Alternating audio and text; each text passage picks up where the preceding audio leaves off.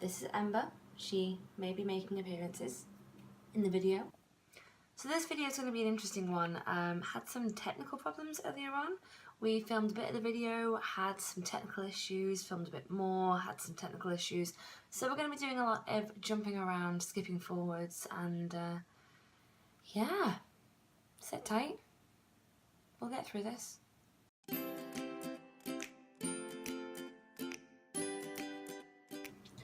What is up everybody, and welcome to the third Miss Isle of Man 2017 Community Challenge vlog. Let's get started, shall we? It's been another busy week this week with the summer market and car boot sale that took place on Sunday. The weather just about held out for us. We had a little bit of sunshine in the afternoon and we had a great turnout from traders and car booters. Thank you to everyone who did come along, whether you had a stall, whether you were just coming to get yourself a bargain, or even just coming to say hello.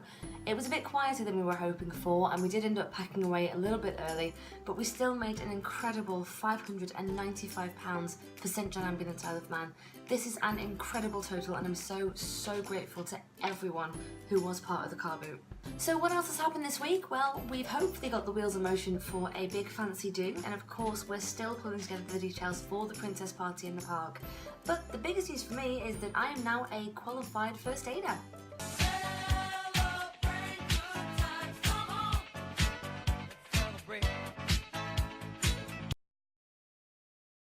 This week I completed the First Aid at Work course with St John Ambulance Isle of Man. It's a 3-day course which covers everything from the role of the first aider to managing an emergency, all the way through to secondary surveys, spinal injuries and basic AED or defib use. Instead of a formal examination, you're constantly assessed throughout the course by the trainer, or in our case, 2 trainers, who will decide at the end if you're competent enough to perform and carry out first aid in the workplace, and whether you deserve a shiny certificate saying that you've passed the course. The certificate lasts for 3 years, after which I'll need to attend a refresher course to ensure that I remember everything I was taught, and also to ensure that what I was taught still remains relevant. So the world of first aid is constantly changing, things are constantly developing, there's always a new way or a better way to help someone, or to help someone save someone else's life. So CPR has changed recently, the principles of whether or not you elevate a limb for bleeding and blood loss, that's changed recently as well. So the refresher courses, they're just really to top up what you've got already and make sure that there's not something better that's come out in the meantime. The course was incredibly fun, so a massive shout out to Danny and Neil for keeping things so upbeat and engaging, and of course to everyone else on the course as well. Made some great friends on there and had a really great time. There is of course your typical death by PowerPoint sections of the training course. These are frequently broken up by practical scenarios, hands-on training and some truly Oscar-winning performances that I will never forget, no matter how hard I try. If you're interested in the First Aid at Work course or any of the courses offered by St John Ambulance, you can visit www.sja.org.uk or call the Isle of Man headquarters on 674 387 to find out what courses are available near you. You can also order your first aid supplies through the Isle of Man headquarters for your office, home or even your car, so get in touch with the guys at HQ.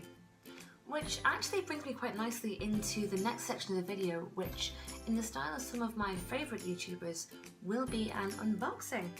So this is the St John Ambulance First Aid Kit. As you can see, it's rather compact, it's quite small, it's quite cosy. It's about 8 inches long, so 10 centimetres across the length, and about 4 inches down the side. Lovely little logo on the top as well, so you know where to get your stock from when you run out, and of course most importantly a link as well, so that if you do run out you know where to order from. With being on the Isle of Man, the best place I can think of to order it from is actually going directly to headquarters in Douglas. You can reach them on the phone, or you can find them by email, and you can get your supplies from there as well. So open the bad boy up, and we've got, I'm holding it upside down, we've got a fair amount of stuff crammed in to this tiny little space. So let's dive right in. So lots of wipes on this side here. Really good stuff. So as you'd expect, sterile cleansing wipes of 4 of those. We've then got these things. These are amazing. So 4 of these again. Typically for burns you want to put it under cold or mildly cold water. and then pop some cling film on the top of it. Burn shields are a great stand-in if you have no water available. They smell incredible, and most importantly, they're great for sunburn. So if you have sunburn, say across your chest, on your nose, back of your neck, it's just really nice and soothing because you put it on and it actually draws the heat out and just, it feels cool and it feels nice and relieving as well. There was a guy on the first aid course who had rather bad sunburn, and when we were passing one of these around, he very quickly commandeered it. They smell quite nice as well. They do smell quite nice, smell like tea tree. So if you like the smell of tea tree, they're right up your alley. Obviously don't burn yourself just so you can smell tea tree. So in the sterile dressings we have 1 large bandage, 2 medium bandages, and an iPad. So 4 dressings in total, including the iPad. Apple, please don't sue me. You'll notice that each dressing has an expiry date somewhere. There it is. So this is your expiry date. So this one will expire in February 2021. Now obviously it's not food, unfortunately. So a lot of people do ask, well, why do bandages go out of date? It's just cloth and padding in a sealed container. It's not the bandages that go out of date, it's the actual seal on the airtight container that does go after a while. So after 2021, we can't guarantee that this dressing will be sterile. We can't guarantee that the integrity of the packaging will still be enough to keep everything inside sterile. Now obviously if you're treating someone for a bleed or you're treating them for an injury, are you going to turn around and say, sorry, I can't treat you, this bandage is 2 days out of date? But what you might want to do is, certainly if you're in a work environment or a professional environment where you are the actual first aider, you might want to just keep an eye out on your sell by dates, on your use by dates, and just get everything restocked. Also in the Pouch of Mysteries we have 2 lovely bottles of solution.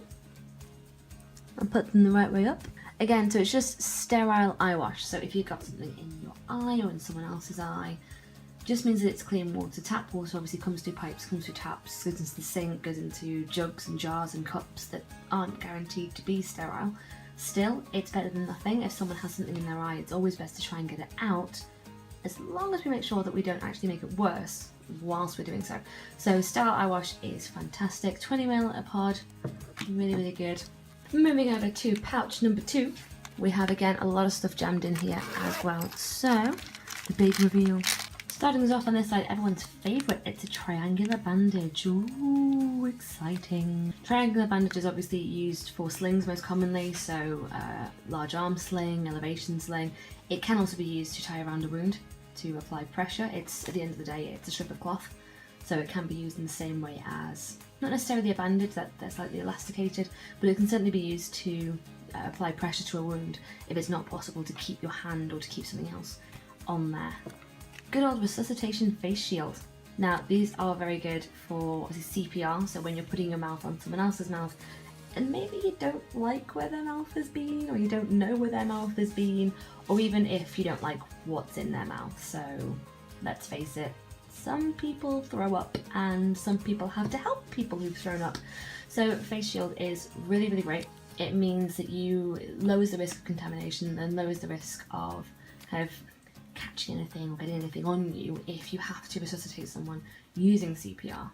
It's time for the gloves. St. John Ambulance use powder-free examination gloves.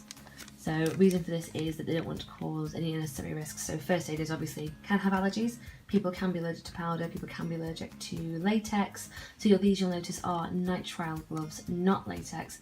They're also disposable as well. So gloves aren't necessarily designed to be sterile. They're not designed to keep you away from your casualty. They're designed in a way to keep your casualty away from you. So if, for example, your casualty is bleeding, if there's contaminants or things that really you don't want to be getting on your skin, or if you've got any open wounds, it stops anything harming you. It might sound incredibly selfish, but as the first aider, you are the most important person on a site or in an emergency, certainly until the paramedics and the men in the big green van arrive. Tweezers! Not for your eyebrows. We have some washproof plasters. So washproof plasters are really good, and you get 10 assorted sizes, which are always good as well. 4 medium ones, 2 large ones, and 4 little square ones as well. So let's see. Oh, we can get them open. Exciting! Just in case anyone's never seen a plaster before. More plasters! Yay! So up next in the bag of tricks, we have got micropore tape. Woo. I've never actually used micropore tape to heal an injury.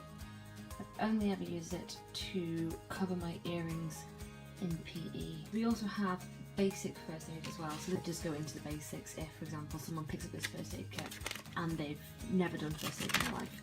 So it's very good. So things like bleeding, doctor ABC check, burns and scalds. So these are the kind of things that you would get in the home, and these are the kind of things that your first aid kit is very much designed to deal with. So the first aid kits are available from St John Ambulance headquarters. They are £10. So all of the equipment that we've been through there, all of the bandages, the burn shields, plasters, micropore tape, the tweezers, everything you get in this little carry case for £10. And I'm not kidding, it's perfect for the house. We've got ours under the stairs. It's perfect for having one in the kitchen, maybe in the bathroom, having one in your car as well, especially if you've got kids and you're going out for a day. Having this in the back of your car and knowing that you've got some plasters. If they get sand in their eye, you've got some sterile fluid to wash it out with. It is just really handy. Definitely well worth having at least one, if not two, in your possession. So if you are interested in getting your hands on one, then let me know and I'll hook you up, bro. I'm never saying that again, ever. So last thing, you'll remember that I asked you last week whether St John Ambulance is a government funded organisation, and the answer is false. There is no government funding, so St John Ambulance rely on fundraising, donations, course fees and sales to keep them up and running. If you want to support St John Ambulance Isle of Man, please visit www.justgiving.com/fundraising/joy-white and give as much or as little as you can. We'll be talking more about Miss Isle of Man, the Miss Isle of Man final and the different categories in the next video, but in the meantime, please visit www.missiom.im/vote to cast your vote for myself or for any of the finalists in the competition before midnight on the 1st of August 2017. Full instructions and terms and conditions are available on the website. Don't forget to like and share this video, and of course please do leave me a comment if you liked what you saw. Any suggestions or anything that you want to see covered off in our next video, then do let me know. That's all from me.